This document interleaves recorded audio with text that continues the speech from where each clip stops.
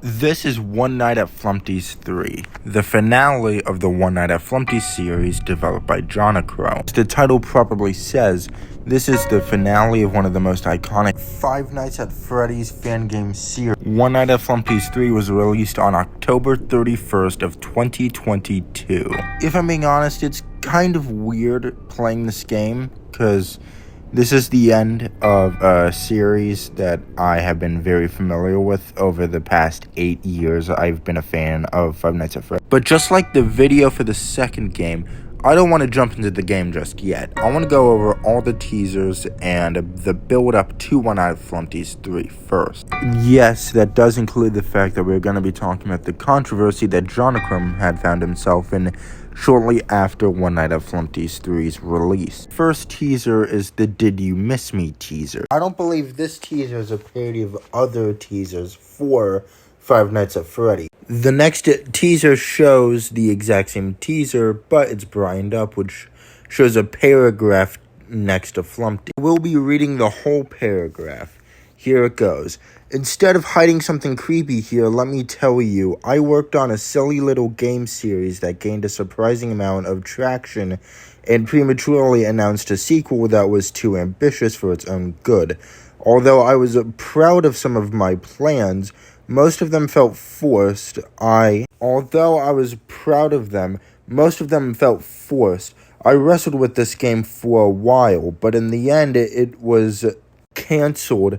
In direct inspiration from Scott Cawthon, I had finally determined the source of a project. I should have downsized it, kept the parts I liked, but built around the rest. The parts then I thought I could still do that, and I finally found the motivation to work my plans and give this silly series a proper ending. So, at last, I made Riddle Transfer 2. I bet you thought I was talking about a third Flumpty's game, huh? Well, you're right. History is a funny way of repeating itself. One Night at Flumpty's 3 will be like the first two games, short and sweet. It's still going to be a long time, but it's going to be a long time before it's ready, though. So don't get too excited just yet. I want to say for the record that it's really no yoke this time.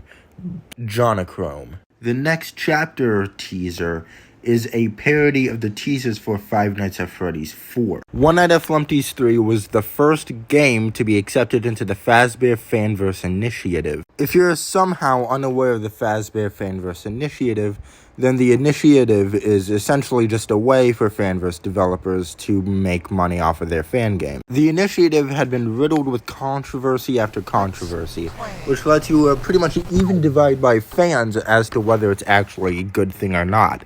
I consider it to be a really good thing done by Scott. But that's enough about that. Let's talk about the actual game, because there's quite a bit to talk about. The night starts off with pretty basic direction. Temperature mechanic. The temperature mechanic essentially acts as the music box from FNAF 2, but unlike the music box, I think it's actually done well in Flumpty's 3. The middle of the office is a freezer. To the left of you, you have a furnace. You have to use that furnace to stay hot. If you let the thermostat deplete fully, then your screen will be covered with ice, and you will not be able to move, which means you're essentially dead meat unless you could get lucky enough to turn it to 6 a.m. The other mechanic you have to defend yourself is the camera flashes. You don't have an infinite amount of camera flashes, however. You have a limited amount. I really like this, as it makes the game a lot more challenging and threatening later on. I think it's time that we talk about the characters in One Night at Flumpty's and how we're supposed to defend ourselves from them. The first is Birthday Boy Blam. Blam would start in Cam 1, then go to Cam 2, and then whenever he disappears from Cam 5, he would be in the hallway. To get rid of him, all you have to do is flash the camera at him. On its own, that's not very hard. However, there are times where Grunkfist the Clown would appear in the hallway. If you were to flash Grunkfist with the camera, then that would result in an instant death, so be careful. Speaking of Grunkfist, let's talk about Grunkfist. Grunkfist will reside on Cam 6. or as I like to call it, the clown room. This is the only game in the series where Grunkfist does not directly teleport inside the office. In order to defend yourself from Grunkfist, what you have to do is you have to completely leave him alone whenever he enters the hallway. If you were to flash the camera when he's in the hallway, that's when he'll see you. Something else I also noticed is that when playing the game, Grunkfist always has his eyes closed before you flash him in the hallway. The next enemy is the Beavowl. The Beavowl is a combination between the beaver and the owl from the first two games. The Beavowl has 3 phases. The first is whenever he has his arm out of the hot tub. The second is whenever his foot is inside the vent. He then has 2 more phases inside the vent. Whenever he's near the entrance of the vent and when he's right in front of the camera. Once he disappears from the camera, go to the vent and flash him. Then the Beavowl will return back. Also, during the Beavowl's jump scare, they're holding up a knife, which if you remember from the first game, is actually part of the beaver's leg. Then we have Golden Flumpty. Golden Flumpty is essentially a combination of Phantom BB from Five Nights at Freddy's 3. However, this one is more of a challenge, as if you were to get jump scared by Golden Flumpty, he would steal half of your temperature, which made it quite a threat. In fact, when I first played One Night at Flumpty's 3, I didn't even know that you can avoid Golden Flumpty. In order to avoid getting jump scared by Golden Flumpty, you just have to switch to a camera where Golden Flumpty's not in it. Then we have the Red Man. The Red Man will become active at 1 a.m. on Cam 04. The Red Man will try to kill you by entering the furnace. If he does actually enter the furnace, do not go near that furnace. If you do go near the furnace whenever he's in there, it will result in an instant jump scare. Then we have the Eyesore. The Eyesore will appear at 3 or 4 a.m. You can actually see the eyes of the Eyesore in the hallway.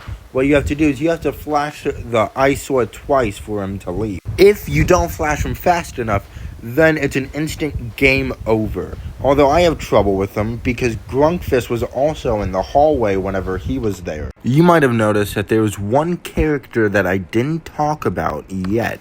That character being Flumpty Bumpty. Well, he is in the game. So let's talk about him, shall we? However, it will be impossible for me to talk about Flumpty in this game without bringing up Flumpty Night. So let's talk about Flumpty Night.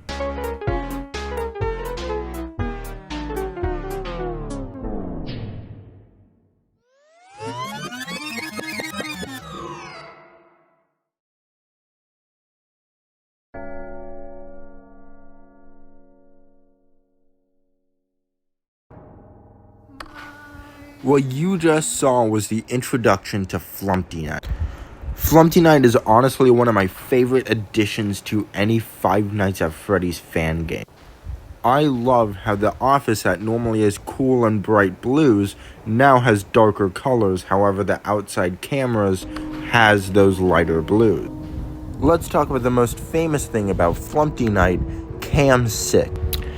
Cam 6 is such a gruesome sight to see. It was so surprising when the game first came out. Like, these characters that I've grown to love over the past 8 years just brutally murdered. However, as you've noticed, there are multiple Flumpties. Well, as it turns out, that was a recycled idea from the original One Night at Flumpty's. However, Jonachrome ended up scrapping that idea as he found it to be too boring. These Flumpty clones are not given new mechanic, for the most part at the very least. Skull Flumpty will appear in the middle door hallway.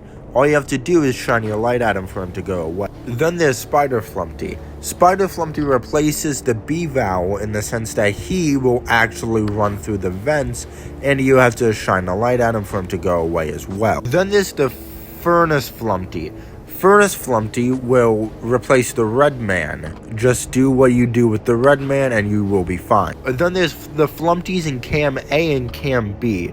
They will appear on one side of the door and slowly inch closer to the doors in the office.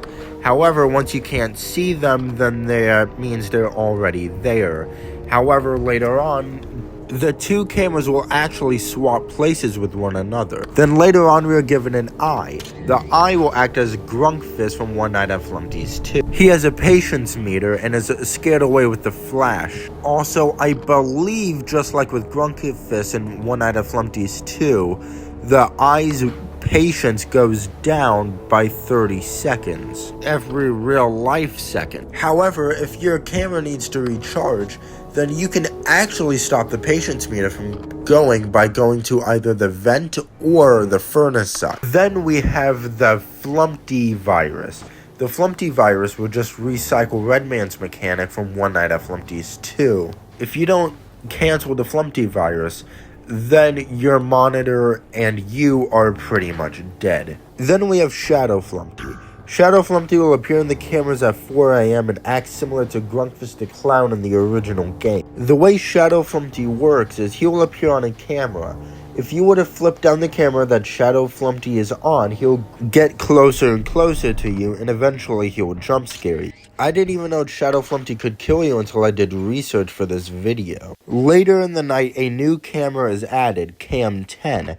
That's where our next threat, Virtual Boy Flumpty, will appear. You have to stop Virtual Boy Flumpty by using laser doors to stop him from flicking down a switch.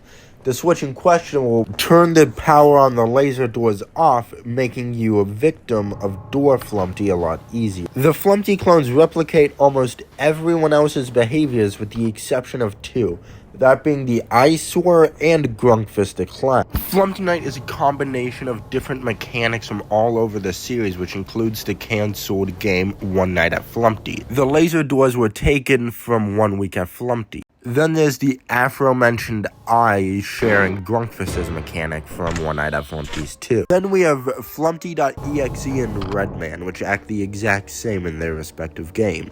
And Shadow Flumpty sharing Grunkfist's mechanic from One Night at Flumpty's 1. Another thing from Flumpty's 3 that was from 1 Week at Flumpty's is the limited camera flashes.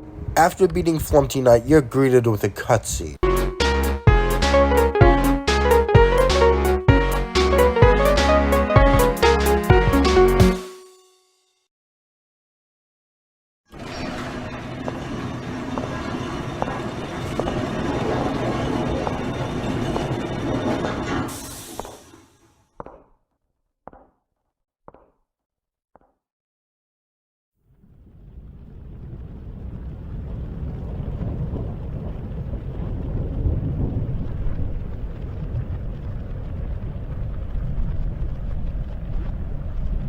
After that, it boots you back to the title screen. And then there's the third night, Hard-Boiled Mode.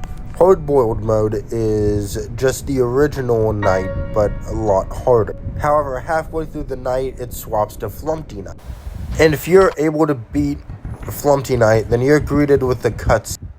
Alright, so we have nothing left to talk about except for the controversy that Jonachrome found himself in after Flumpty's 3's release.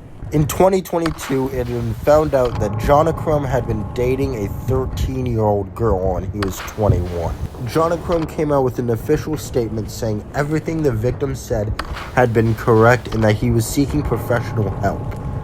The fact that this happened in the first place is very sad, and I do not condone Jonachrome's actions in any way. Jonachrome's actions might have affected what people think of the Flumpty series as well, though only time could tell with that. We should end this video off by doing a tier list of each Flumpty game ranked from my favorite to my least favorite. Flumpty's 1 is going in A tier. It is a great and fun game, but not as good as Flumpty's 2 or 3. Then we have Flumpty's 2. Flumpty's 2 is my personal favorite in the series. I would put One Night at Flumpty's 3 as my favorite, however, I think Flumpty's 2 is slightly more fun than Flumpty's 3. However, Flumpty's 3 makes up for not being as fun as Flumpty's 2 for Flumpty Night and the beautiful ending for Hard-Boiled Mode.